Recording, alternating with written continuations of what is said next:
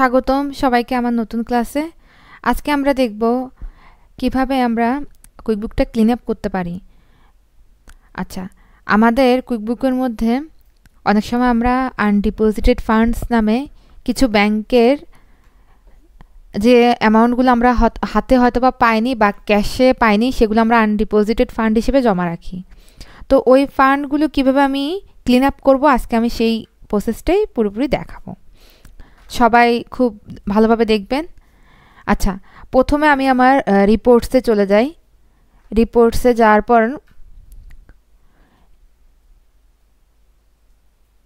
এইখানে balance sheet আছে, balance শিটে যাব আমি এখন। তারপর কাস্টমাইজ,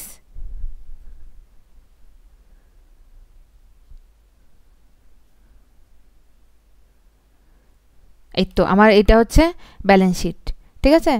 তো এইখানের মধ্যে কোথায় আনডিপোজিটেড ফান্ড আছে আমি এখন খুঁজে নেব এটা।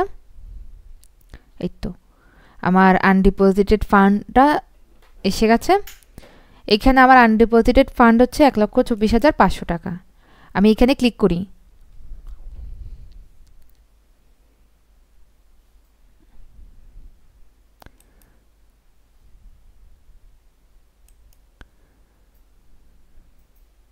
আচ্ছা, এই তো আমি এখন আমার যে ট্রানজ্যাকশন রিপোর্ট এটাতে আসলাম, ঠিক আছে। তো এইটাতে আসার পরে আমি এখানে দেখতে পাচ্ছি আমাদের আনডিপোজিটেড ফান্ড বিগিনিং ব্যালেন্স হচ্ছে 0, আনডিপোজিটেড ফান্ড হচ্ছে 1,24,500। এখন এইটাকে কিভাবে ক্লিন আপ করবো আজকে আমি সেই প্রসেসটাই দেখাবো। At the first we go to customize, then set all dates, set filter, distribution amount, undeposited fund, cleared, now selected uncleared, all of that is okay. Now run report.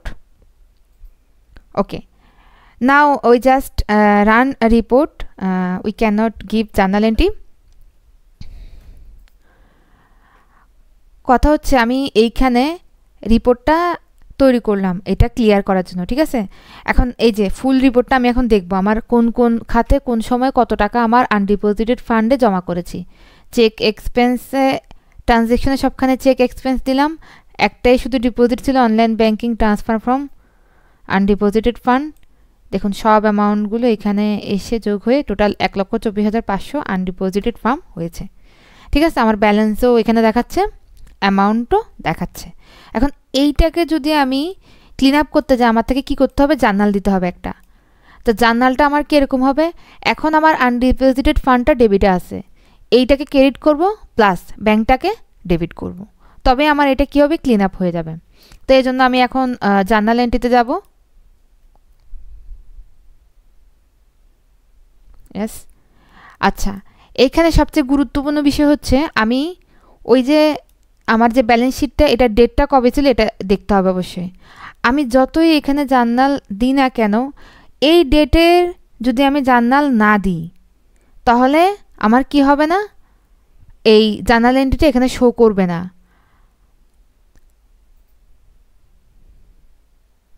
আচ্ছা, এটা 1/11/2024 থেকে 30/11/2024 এর মধ্যে, তাহলে আমি 30/11/2024 ডেটটা দিই। জার্নাল এন্ট্রিতে যাই,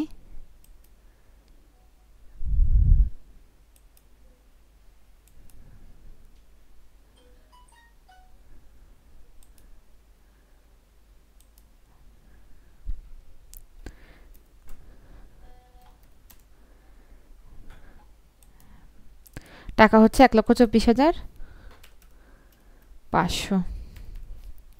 এখানে হচ্ছে আনডিপোজিটেড fund,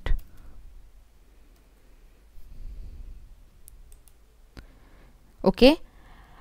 Now I click save and news.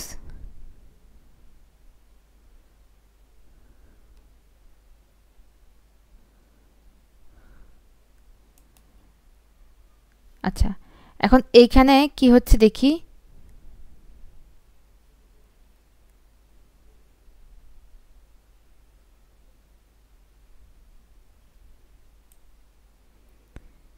এইখানে আমার যে ফার্মটা অলরেডি কি হয়ে গেছে, স্প্লিট হয়ে গেছে। আমি তারপর আবার কুইকবুকটাকে একটু রিফ্রেশ করি।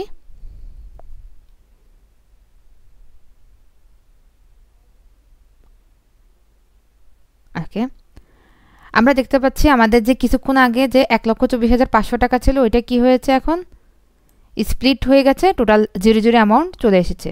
ঠিক আছে, আমি আবার রিপোর্টে যে এবার দেখায় যে ওখানে আনডিপোজিটেড ফান্ডে কোনো অ্যামাউন্ট আছে কি না।